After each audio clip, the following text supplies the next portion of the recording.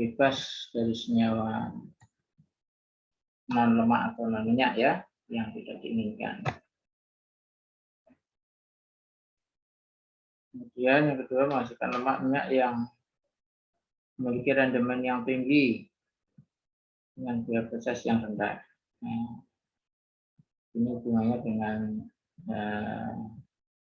banyaknya produk yang diperoleh ya, rendemen itu ya. Rendemen itu kan produk akhir dibagi bahan awal.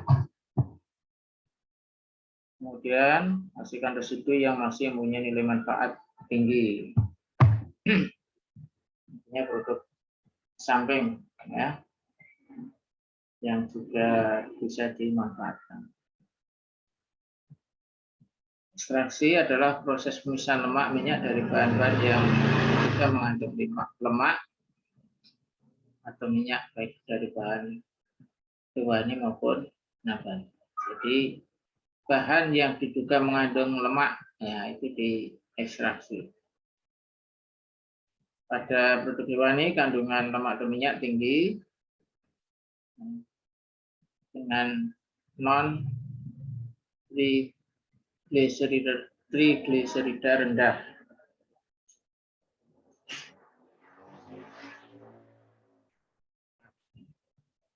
Artinya produk selain lemaknya rendah, sehingga prosesnya mudah. Ya. Pada produk nabati, kandungan lemak minyak lebih rendah dengan nilai non lemaknya. Artinya prosesnya agak rumit. Ya. Jadi komponen non lemaknya itu tinggi untuk produk nabati.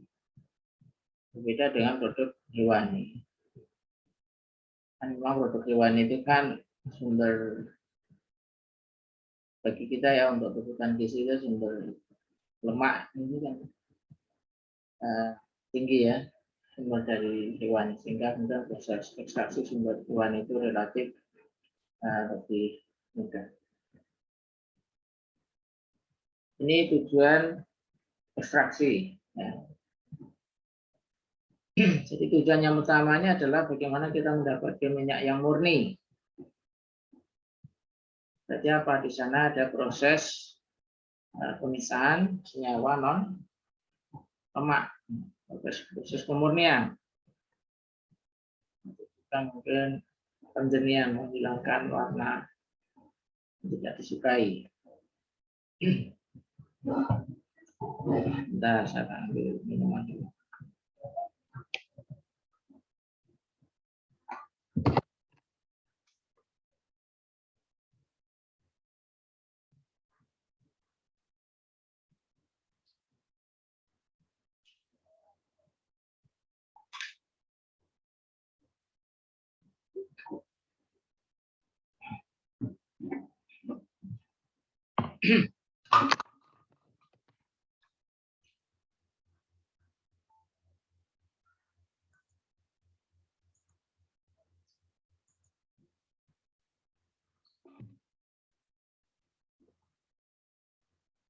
Lanjut. Metode ekstraksi. Ya. Yang pertama adalah secara rendering atau pemanasan. Ya. Rendering itu nanti ada wet rendering, ada dry rendering, rendering basah, dan rendering kering. Wet rendering berarti dengan ditambahkan air. Dry rendering tidak perlu penambahan air. Kemudian pengepresan, ya, pengepresan mekanik.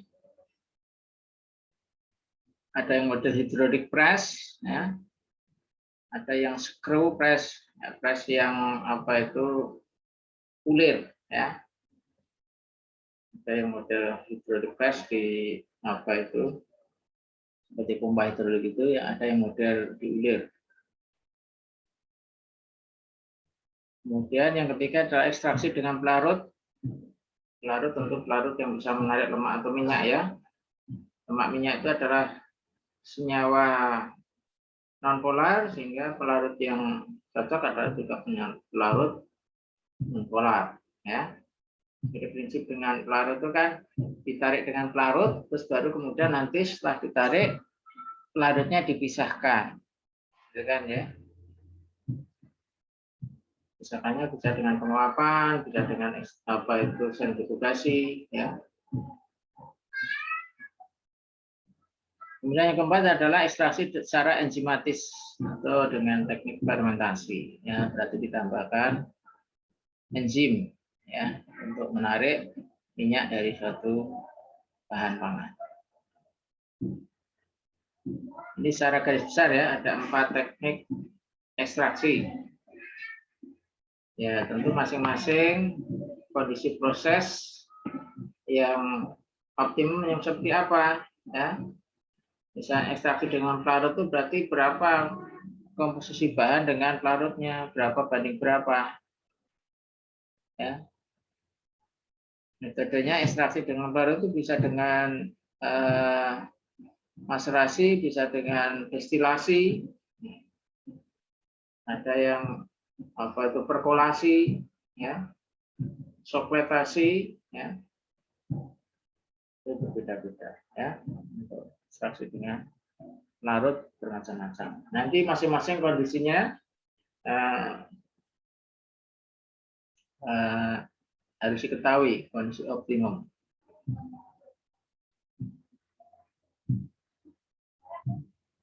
Hasil dari lemak minyak dari beberapa tanaman yang menghasilkan, misalnya kopra itu 63% kandungan minyaknya. Jagung 45%, biji kapas 18%, biji kastor. Di sini apa ada nih biji kastor? 43%, soybean minyak kedelai 18%, rice bran beras beras bukan beran ya 14%, biji tung 35%. Ini memang sangat beragam komposisi lemak. Ya.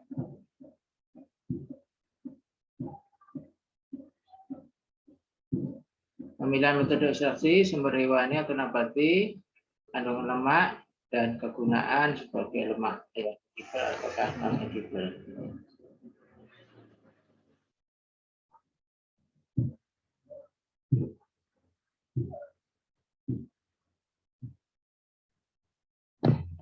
Ini metodenya ya, ME ini mechanic extraction, solvent extraction, ya, itu biasanya. Tapi kita juga bisa memodifikasi. Nah, biasanya suatu proses itu ada perlakuan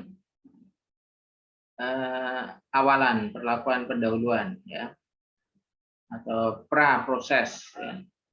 Jadi 3 tahap proses pengolahan, perlakuan pendahuluan, mechanical pretreatment, ya.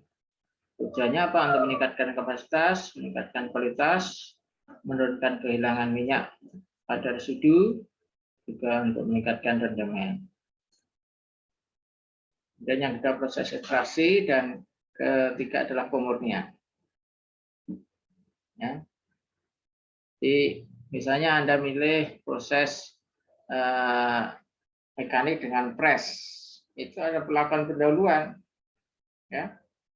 Misalnya dengan cara pemisahan dengan biji, ya, kemudian pencacahan, pemipihan, bahkan ada yang dipanaskan terlebih dahulu, baru kemudian dipres. Ya, jadi tidak proses tunggal, tapi ada proses pendahuluan. Ini yang kita sampaikan ini adalah metode yang konvensional, nanti ada teknik yang non konvensional yang merupakan pengembangan dari teknik yang ada. Misalnya adalah dengan microwave. Ya, microwave itu juga dengan panas bisa untuk mengekstraksi apa itu lemak atau minyak, ya. Di microwave extraction Ada yang supercritical CO2 extraction, ya. Ada yang dengan teknik ultrasonikasi filter extraction. Ultrasonikasi itu dengan apa itu alat sonikator, ya. Sonikator itu prinsipnya adalah bisa matikan video saya. Ini hanya kurang.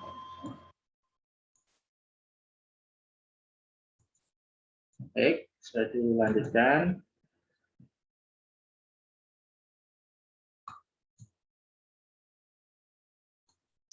Screen lagi ya.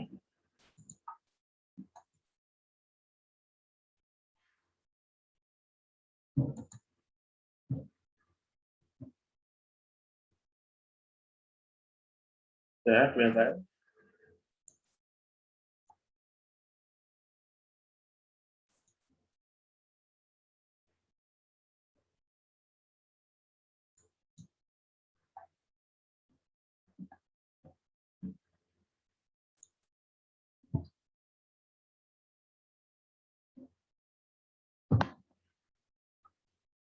Untuk pelakuan pendahuluan, pembersihan, mengubah kulit luar, behuling, pengecilan ukuran, pemanasan, untuk hewani, pembersihan, pencucian dari darah, tulang, dan lain-lain, dan pengecilan ukuran. Jadi tahap pelakuan pendahuluan di sini tergantung dari kondisi bahannya, ya. Untuk nabati, pembersihan misalnya pembersihan bahan asing, ranting, daun, pasir, ya. Kemudian perlu ayakan, screen, kemudian perlu elektromagnetic tool, ya, alat-alat untuk apa itu misalnya untuk menghilangkan apa, misalnya menghilangkan kerikil, apa itu kotoran, misalnya dari logam-logam itu, ya, bisa. Kemudian pre-pendahuluan, pre-treatment yang lain misalnya pengupasan dihuling.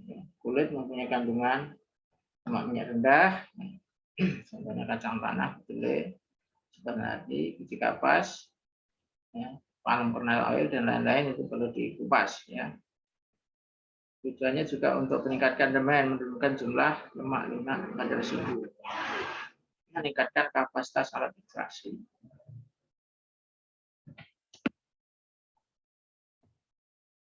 Pengecilan ukuran, penghalusan, pemipian, penggilingan, tujuannya memperluas permukaan bahan sehingga lemak mudah keluar, merusak titik sel sehingga minyak mudah berekstrak, mempersingkat waktu ekstraksi, menentukan kelengan minyak dalam residu. Jadi bahan itu kalau ukurannya kecil, luas permukaan bahan itu semakin tinggi dibanding bahan itu ukurannya besar. Ya. Luas permukaan yang tinggi itu akan memudahkan minyak lemak keluar dari bahan. Pengecilan ukuran juga akan merusak dinding sel, sehingga kemudian kan ekstraksi itu kan minyak itu berada di dalam sel, ya. Jadi minyak itu berada dalam sel, ya. Ketika dinding selnya sudah dirusak, misalnya secara fisik dengan diukur pengecilan ukuran atau secara mekanis dengan pemanasan, dinding selnya rusak, pecah, sehingga minyaknya keluar, polisis. Pengecilan ukuran juga mempersingkat waktu ekstraksi. Ya, ini biasanya kalau ekstraksi itu membutuhkan energi, ya, membutuhkan panas. Semakin lama waktu proses, maka panas yang dibutuhkan semakin banyak sehingga kemudian secara ekonomis menjadi mahal. Dengan pengecilan ukuran, waktu proses itu singkat, berarti panas yang diberikan lebih rendah, lebih singkat, sehingga kemudian biaya lebih. Ya, tergantung dari bahan yang mau dikecilkan di sini, ya. Bagaimana prinsip mengecilkan, apakah dengan ditepungkan ataukah dipotong ataukah dibuat chip dulu, ya setelah itu baru kemudian ditepungkan atau bagaimana, setelah tergantung dari kondisi bahan. Dan pemanasan, pemberian panas pada bahan yang mengandung minyaknya ada dua ya, pemanasan untuk mengeluarkan minyak secara langsung, ya, rendering, prinsip rendering maupun solvent extraction. Pemanasan yang merupakan perlakuan pendahuluan untuk memfasilitasi proses ekstraksi selanjutnya. Di panas itu ada panas yang langsung mengeluarkan minyak ataukah panas yang merupakan perlakuan pendahuluan. Ya, seperti mau di press itu di panas pemanasan itu akan merupakan perlakuan pendahuluan yang memudahkan proses press.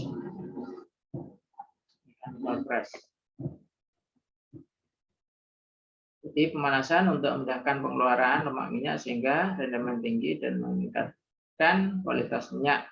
Karena pemanasan dapat menyebabkan penggumpalan protein yang ada pada dinding sel sehingga sel menjadi permeabel terhadap aliran minyak. Pemanasan akan menurunkan viskositas minyak, ya, jadi meningkatkan sifat cairnya, fluidisitas. Minyak mudah mengalir. Pemanasan menurunkan afinitas minyak terhadap permukaan bahan, padatan, sehingga mudah mengalir waktu pengempaan. Pemanasan menurunkan kadar air bahan, sehingga bahan menjadi plastis dan mudah untuk ditempa. Pemanasan buat bahan, ya, menjadi tidak larut, sehingga tidak terbawa bersama minyak waktu pengempaan. Pemanasan mengaktifkan enzim, aktivitas enzim mikroorganisme sehingga dapat menurunkan lemak bebas. Nah, ini jadi kalau ada perlakuan pendahuluan, yaitu dengan pemanasan, beberapa fungsi ini mungkin nanti akan satu atau dua atau mungkin semua fungsi ini akan berjalan. Ya. Beberapa faktor yang perlu diperhatikan pada pemanasan yaitu suhu, ya, kemudian lama waktu, ya, dan tekanan. Jadi ada panas dengan mengangkat tekanan, ada yang malah dikurangi tekanan, ya, dengan vakum. Jadi kan 70 sampai 90. Kalau temperatur atmosfer itu 76, kalau vakum berarti kurang dari 76, kalau dengan tekanan berarti di atas 76. Ya.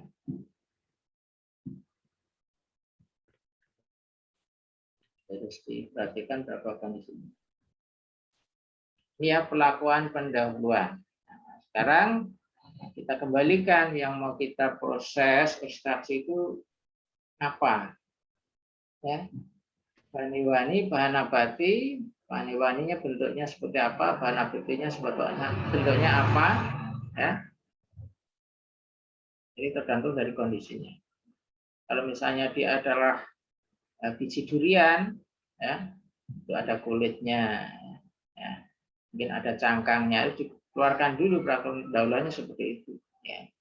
Nah, jika diperlukan perlakuan pendahuluan penghasilan ukuran, berarti biji duriannya dirajang-rajang dulu, ya, dipipihkan, kemudian dikeringkan, nah, setelah itu ditepungkan, ya, misalnya begitu, bikin tepung, berarti luas permukaannya semakin tinggi, memudahkan proses ekstraksi.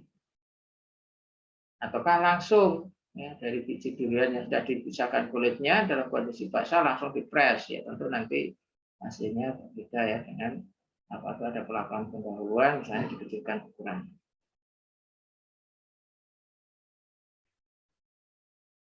Jadi sumber minyak ini kita harus menggali dari alam, ya, tensinya sangat banyak, ya. Banyak yang belum digali sehingga kita perlu menggalinya. Dan tujuan ekstraksi tentu kita ada fungsi lain, ingin melihat manfaat lebih jauh dari minyak. Misalnya kita mendapatkan biji koro, ya, biji koro pedang, ya. Kita mengambil minyaknya. Ini kita teliti biji koro pedang ini minyaknya kandungannya apa, komposisi asam lemaknya seperti apa. Dan ini nanti kita fungsikan untuk apa minyak dari biji koro pedang ini. Misalnya begitu. Jadi tujuan pengolahan itu kan ingin membuat beberapa macam produk ya. Kita mengambil minyak dari biji koro pedang sehingga kemudian kita nanti akan boleh ampas yang bebas lemak. Ampas yang bebas lemak itu nanti bisa dimanfaatkan untuk produk lain lagi yang juga memiliki nilai fungsional yang tentu ada kelompok yang ingin dietnya itu rendah lemak. Nah, itu berarti bisa nanti bisa dibikin campuran cake ya di koro pedang yang rendah lemak. Jadi seperti itu. Sementara minyaknya sendiri dari biji koro pedang nanti bisa Anda manfaatkan tergantung dari hasil kajiannya ya. Apakah minyaknya itu murni dimanfaatkan sebagai murni ataukah sebagai minyak apa nanti campuran untuk membuat apa.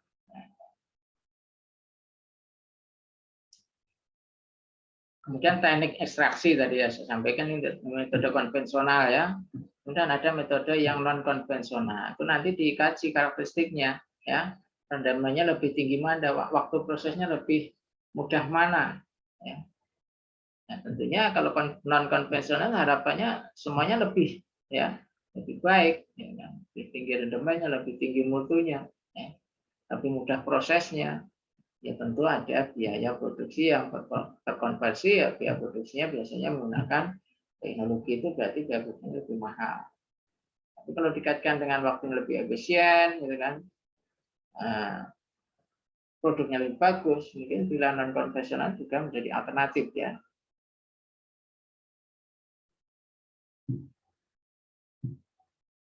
Sekarang kita masuk ke metode ekstraksi. Nah, pertama adalah rendering ya, merupakan teknik ekstraksi yang paling sederhana dijadikan dengan penggunaan panas yang bertujuan untuk menggumpalkan protein dan membuat viskositas minyak rendah menjadi lebih mencair. Menggumpalkan protein dan sel protein itu kan berada pada dinding sel ya, dinding selnya pecah sehingga kemudian minyaknya mudah keluar. Ini dilakukan dengan cara basah dan cara kering, wet dan dry. Wet itu berarti tambahkan air, ya. Kalau kering tanpa penambahan air. Alat berupa tangki silinder yang dilengkapi dengan agregator pengatur ya, pengatur suhu dan alat sentrifuge. Ya.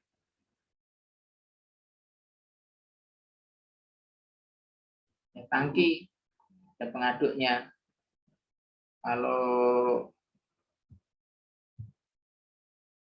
teknologi lama ini rendernya termasuk teknologi lama ya, orang zaman dulu ya mbah-mbah kita mungkin yang buat minyak kelapa itu dengan rendering ini.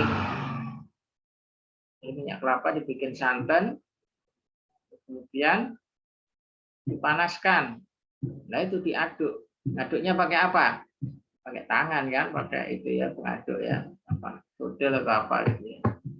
Kalau produksi industri ya pakai tangki di mana tangkinya berpengaduk, pakai mesin. Jadi prinsip alat kan begitu kan, dibuat rekayasa ya, ada pengaduknya yang bisa berputar. Apakah digerakkan oleh secara manual, maksudnya dengan itu ataukah dengan apa itu motor, boleh-boleh aja.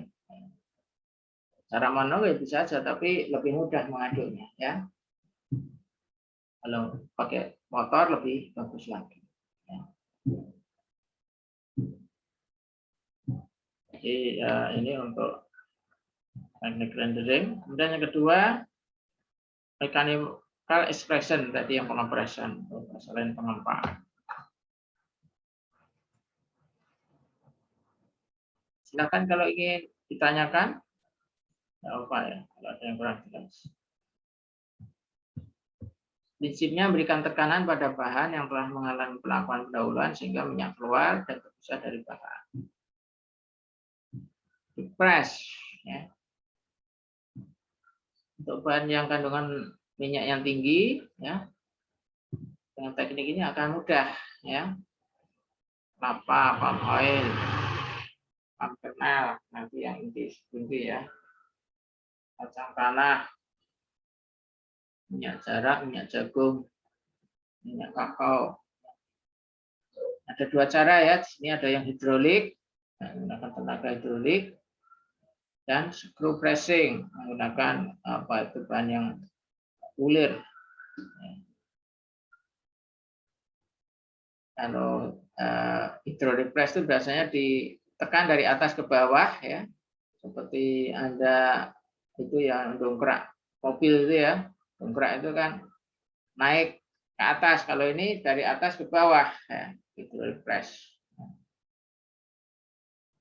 Kalau screw pressing diulir, Anda giling kacang ya, giling daging itu ya, diulir ya, nanti keluar minyaknya. Beberapa hal yang mempengaruhi kadar air ya, melakukan pendahuluan, tingkat kerusakan, tingkat tekanan yang diberikan, dan tingkat waktu pemberian tekanan, temperatur bahan, kandungan kulit, jumlah bahan yang dipres. Jadi untuk penelitian skala lab ini ya, ini mudah dilakukan untuk hidrolik press ini ya, dan cepat ya. Bandingkan ya dengan teknik rendering, Anda manaskan sampai itu panas, kemudian keluar minyaknya karena panas, ya, diaduk-aduk terus. Kalau hidrolik press ini cukup dipres ya, dimasukkan ke dalam alat, kemudian dipres dengan satu tombol gitu kan ya, atau kalau manual dengan tangan diginikan, sudah keluar minyaknya. 1 menit ya selesai.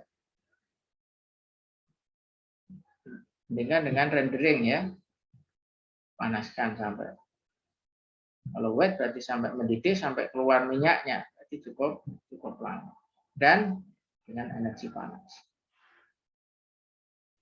Nah ini untuk alat hidrolik pressing ini ada yang dilengkapi dengan suhu ya. Kalau misalnya kita ingin memanaskan pada suhu tertentu juga bisa alatnya ya. Jadi dimasukkan dalam alat hidrolik press, dipanaskan misalnya suhunya 60, baru setelah tercapai suhu 60 dipres ya.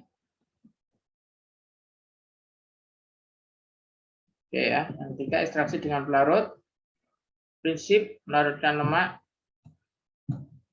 minyak dari bahan dalam pelarut organik, kemudian diakhiri proses minyak dipisahkan dari pelarut.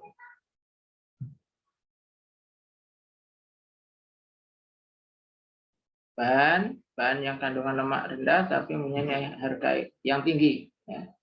Jadi ekstraksi dengan pelarut ini kalau yang tadi hidrolik pressing ini biasanya bahannya itu kandungan lemaknya tinggi. Kalau yang ekstraksi dengan pelarut kadar lemak atau minyaknya rendah tapi nilai lemak dan minyak itu tinggi. Misalnya minyak kedelai, olive oil ya, minyak zaitun, minyak jagung, lebih mahal kan ya. Jadi minyak zaitun itu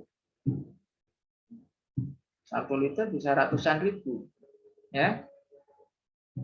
Kalau minyak sawit 1 liter 15.000, beda kan nilai ekonomisnya ya. Biasanya mahal itu jumlahnya sedikit ya. Apa saja pelarut yang digunakan? Pelarut organik heksan ya, apalagi sikloheksan, benzen, ether ya, etanol, metanol ya. Organik yang bisa digunakan disesuaikan dengan sifat karakteristik dari bahan itu, dia cocoknya dengan pelarut apa. Kan prinsip pelarut, ekstraksi dengan pelarut itu kan kecocokan tingkat polaritas. polaritasnya harus sama. Nanti akan banyak ya yang ditarik kalau memiliki kesamaan polaritas. Saya mengekstrak flavor dari buah kawis, ya, buah dari Rembang ya. Kebetulan penelitian saya buah kawis ya. Ekstraksinya adalah dengan pelarut, ya, dengan teknik maserasi. Jadi maserasi itu kan ekstraksi dingin ya. Ekstraksi itu ekstraksi dingin. Rendering tadi ekstraksi basah. Maserasi dengan pelarut itu ekstraksi dingin. Jadi untuk minyak ya boleh, tapi kalau untuk flavor memang harus. Ekstraksi itu harus dingin. Kenapa? Karena ketika panas, flavornya sudah rusak atau banyak yang hilang. Karena senyawa volatil itu kena panas dia akan menguap. Ya, pelarut yang cocok untuk flavor itu disesuaikan dengan tingkat polaritas tadi. Saya seleksi itu beberapa jenis pelarut ya. Maka yang cocok itu dietil ether ya. Kemudian diklorometan ya. Pakai alkohol bagaimana? Pakai eksan bagaimana? Bisa. Tapi ternyata non flav apa itu untuk eksan non flavor yang tertarik. Kalau alkohol flavor tertarik. Bagus juga alkohol.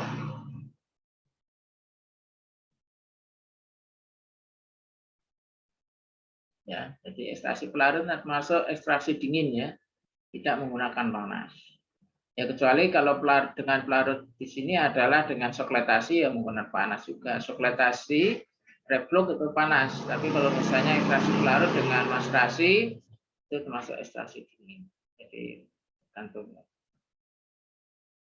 Jadi prinsipnya kalau ekstraksi dengan pelarut terjadinya kontak sempurna antara pelarut dengan bahan sehingga akan melarutkan semua lemak minyak yang terdapat pada bahan. Jadi di sini kalau bahan itu dikecilkan ukurannya, maka akan mempermudah proses kontak antara pelarut dengan bahan minyak. Kemudian pada akhir ekstraksi minyak dipisahkan dengan pelarut. Di akhir itu diuapkan pelarutnya dengan rotary vacuum evaporator biasanya ya. Jadi evaporator yang berputar itu ya.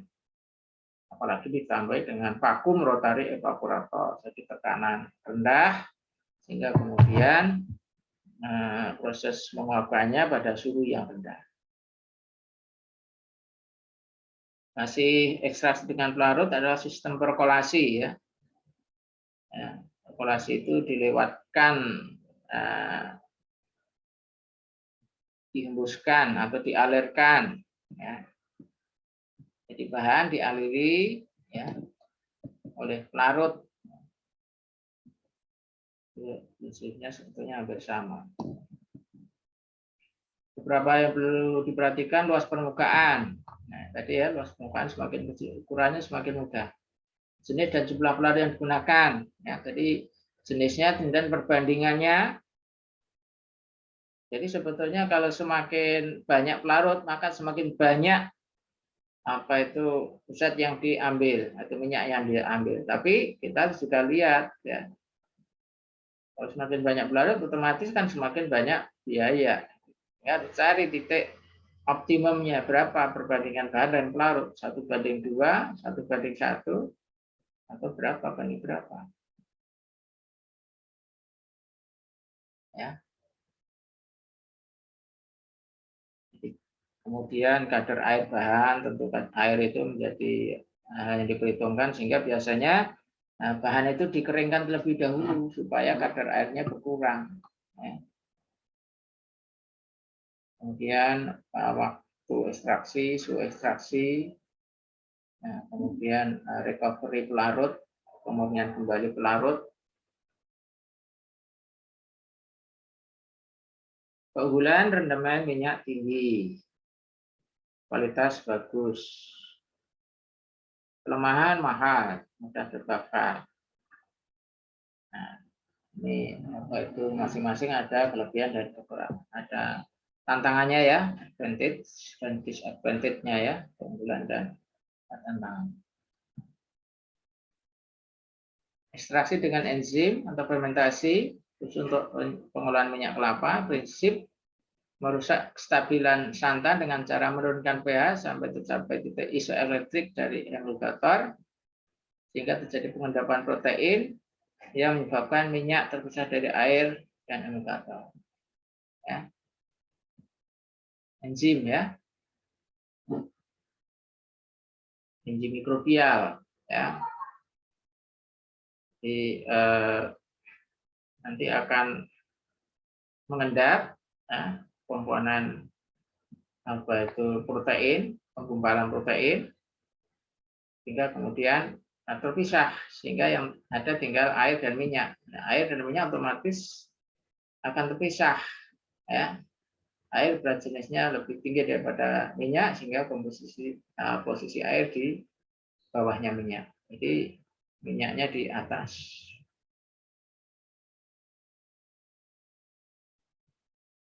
Pemisahnya tanpa panas karena tadi sudah terpisah ya. Nah, cukup dengan apa itu corong ya, corong itu ya. Gelas corong itu ya. Jadi nanti dibuka kerannya bawah, airnya dibuang, yang tersisa tinggal minyak. Ya. Biasanya digunakan di sini ragi. Kemudian ragi itu kan mikrobial ya, nanti akan memfermentasi,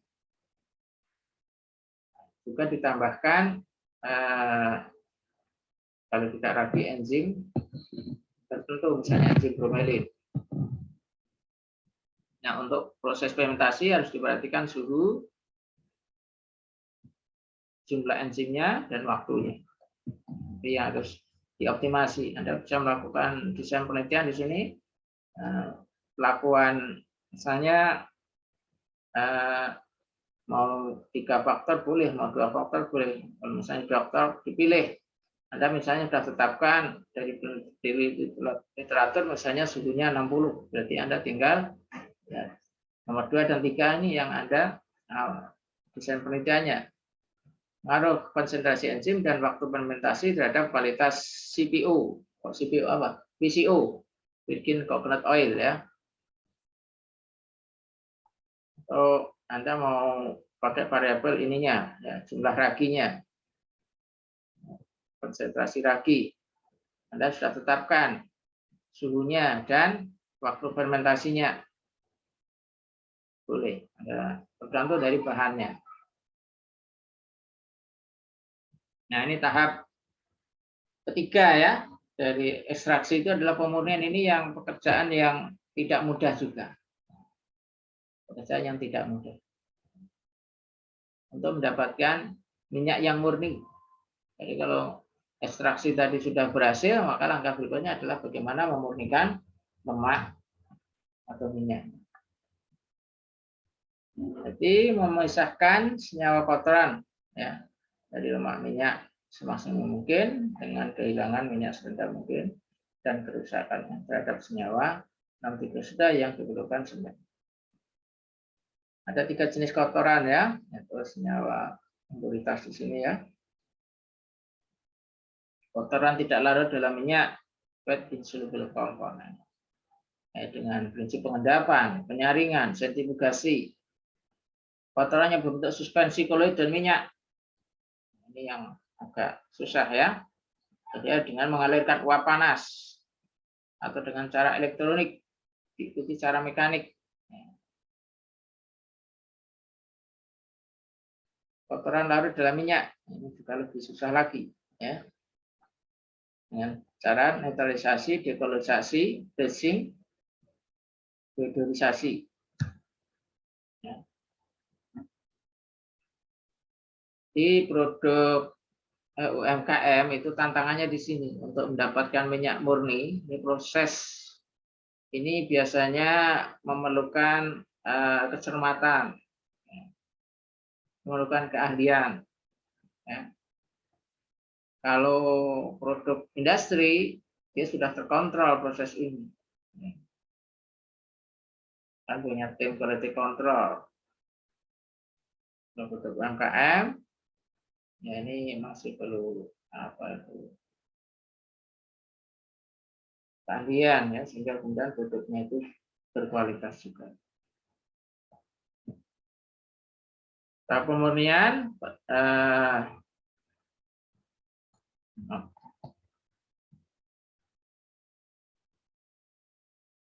penjernihan menghilangkan senyawa fat insoluble tadi ya. Penjernihan yang tidak larut lemak mudah dipisahkan dengan penyaringan. Deguming menghilangkan getah lendir. Netralisasi refining menghilangkan senyawa larut dalam lemak. Dekolonisasi menghilangkan zat warna. Deodorisasi menghilangkan senyawa flavor yang tidak diinginkan.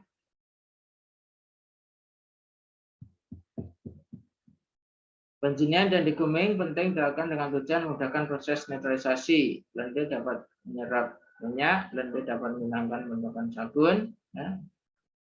Lendir dapat menyerap penyumbat tangki netralisasi. Kemudian tujuan kedua adalah meningkatkan rendaman minyak. Ya. Ketika memudahkan proses deodorisasi pada suhu tinggi logam berat akan terdeteksi atau ditulis. Penjernihan ada 4 cara. Penjernihan dengan pengendapan, ya. Diendapkan dia akan mengendap senyawa berat, ya, makromolekul. Penjernihan dengan penyaringan. Ini untuk penyaringan nanti ada ukuran filter, ya. Ukuran filternya itu yang nanti menentukan apakah ukuran mikro ataukah nano. Kemudian penjernihan dengan cara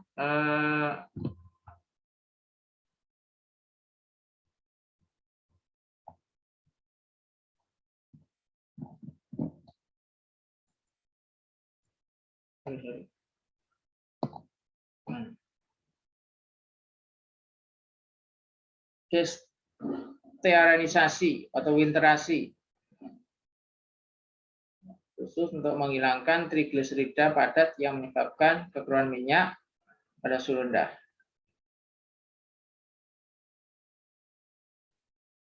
Prinsipnya mendinginkan lemak minyak pada suhu rendah sehingga trigliserida padat akan mengkristal, kemudian dilakukan penyaringan, ya, dengan pada suhu rendah, jadi akan padat.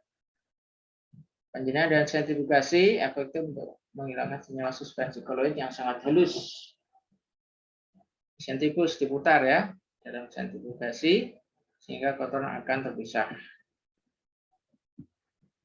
Proses deguming menghilangkan senyawa ya dengan mengoksidasi fosfatida dan senyawa lainnya menjadi senyawa yang tidak larut dalam minyak sehingga mudah dipisahkan dari minyak. Yaitu minyak dalam ketel deguming dipanaskan sampai suhu 80, kemudian dialirkan uap panas sampai suhu 100, biarkan 10-15 menit sampai terbentuk endapan, kemudian disentrifugasi agar pemisahan lebih sempurna. Biasanya ditambahkan aluminium hidroksida untuk mengurangi keasaman atau natrium klorida untuk menyerap air. Nah, jadi dalam minyak itu misalnya proses pengepresan itu juga terkandung air, otomatis ya, karena bahan itu mengandung air. Gimana memisahkan air dari minyak? Ya, prinsip dengan pemanasan nanti akan terpisah, boleh ya. Tapi kalau secara kimiawi bisa juga penghilangan air itu dengan ditambahkan kalau jumlahnya tidak banyak ya, airnya tidak banyak, bisa ditambahkan natrium sulfat anhidrat. Itu dalam bentuk bubuk ya, dalam bentuk bubuk natrium sulfat anhidrat ya, nanti akan menyerap air. Jadi nanti bentuknya bubuk, dia nanti akan mengendap di bawah sehingga mudah dipisahkan natrium sulfat anhidrat.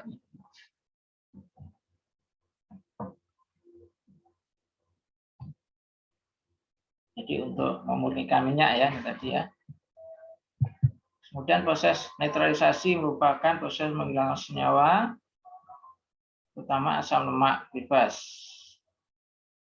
Senyawa non trigliserid ya, senyawa non lemak, non minyak. Prinsip menambahkan alkali pada lemak minyak sehingga senyawa asam lemak bebas terikat dengan alkali membentuk sabun yang tidak larut dalam minyak. Jadi tambahkan alkali kan terbentuk sabun ya, karena sabun tidak larut dalam minyak sehingga mudah dipisahkan. Efek lain dapat mengendapkan lendir, menyerap zat warna, kemudian senyawa lain. Kelemahan jika penambahan berlebih dapat menyebabkan dan bentuk emulsi dengan trigliserida sehingga rendamannya menjadi rendah.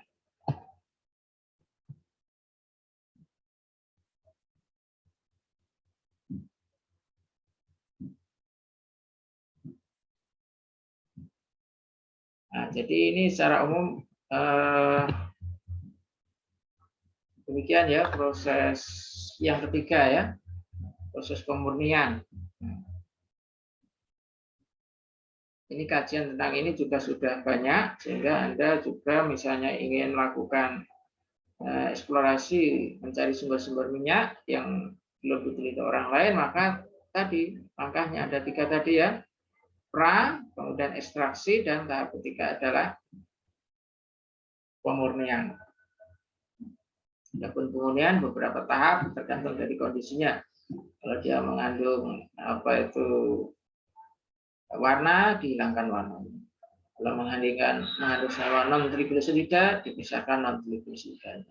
Ya, yang kedua prinsip tadi ya. Oke ya. Ini beberapa cara, baik cara fisik maupun cara kimia bisa dilakukan. Dekolorisasi pemucatan, ditambahkan absorben, ya. Bisa ditambahkan arang aktif, yang nanti menyerap warna.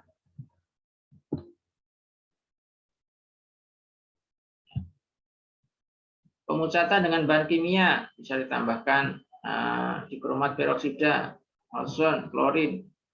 Pemucatan dengan panas pada suasana vakum. Pemucatan dengan reaksi reduksi natrium.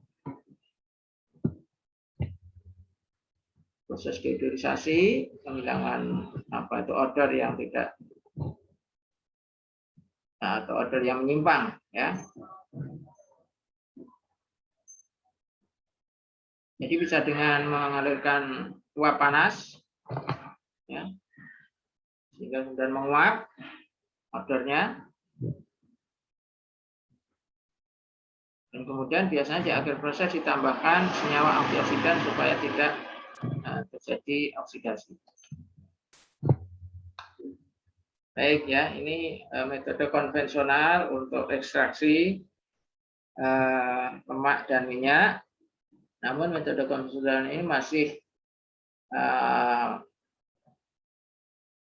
dipakai dan bahkan sebagian besar masih menggunakan teknik ini. Adapun teknik yang non konvensional itu adalah alternatif, sehingga sifatnya masih skala percobaan, masih perlu upaya-upaya untuk peningkatan skala dalam kondisi bisa dioperasionalkan ya dalam praktek nyata ya.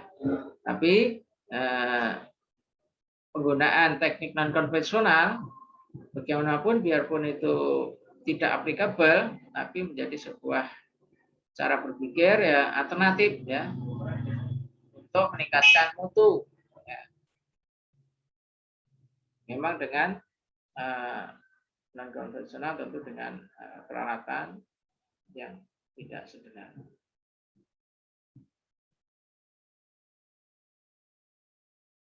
Baik, ada yang ingin ditanyakan?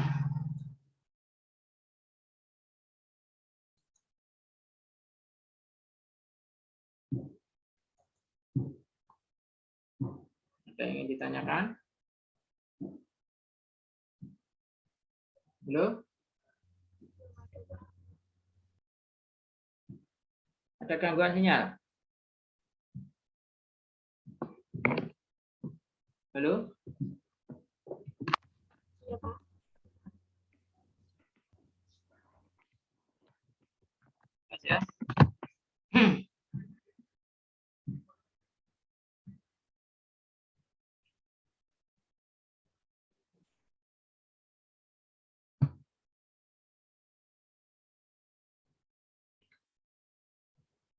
Kalau nggak ada pertanyaan, ya saya cukupkan sampai sini.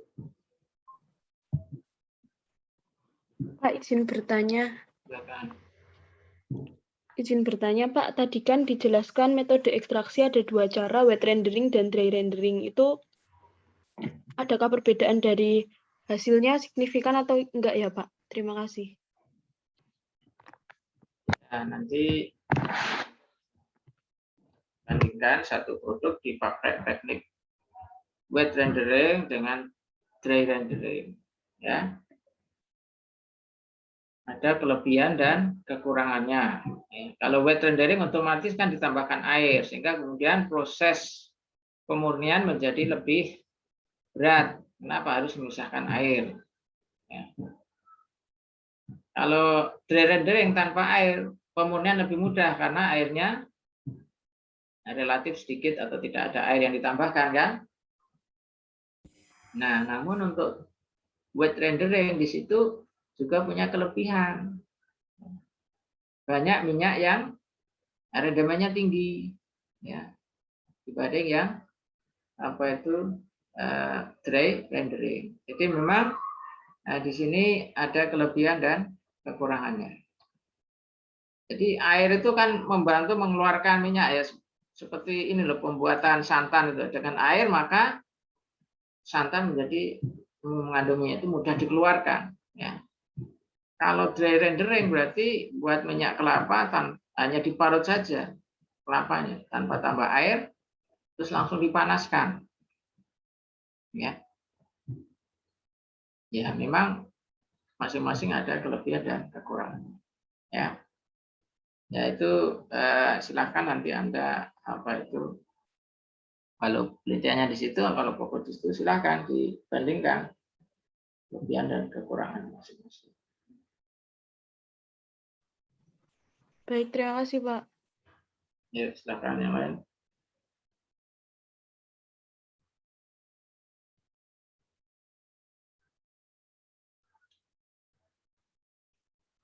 Semester 7 kan ini, semester 7 kan sudah ini ke arah riset ya. Ada yang tertarik untuk minyak enggak?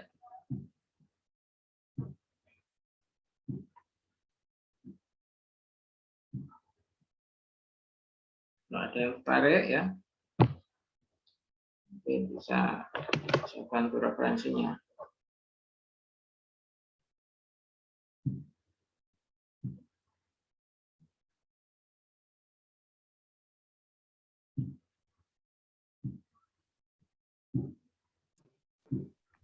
Jadi bisa nanti Anda membuat produk mayonnaise, itu kan produk emulsi, ya, lemak, minyak, ya. Anda membuat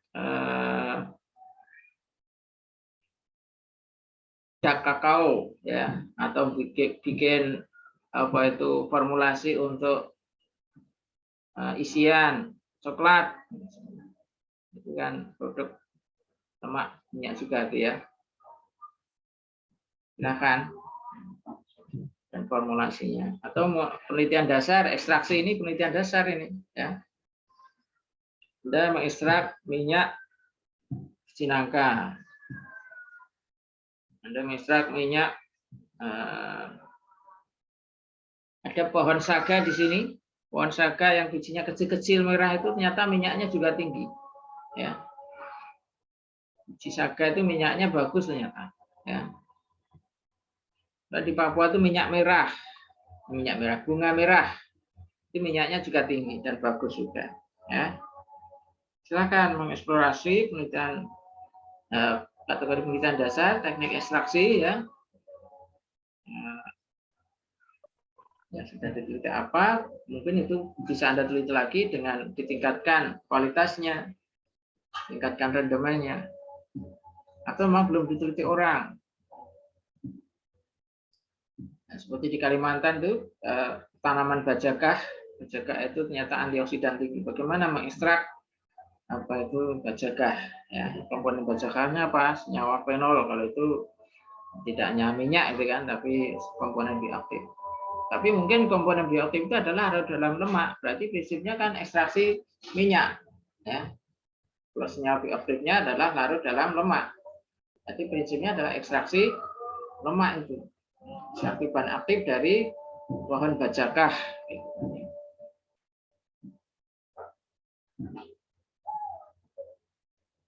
Oke ya, silakan yang lain. Kalau nggak ada cukup ya. Bulan ini ada simulasi nih baca dulu apa itu akreditasi perguruan tinggi. Mungkin siap ke sana. Baik, kita cukup dengan alhamdulillah.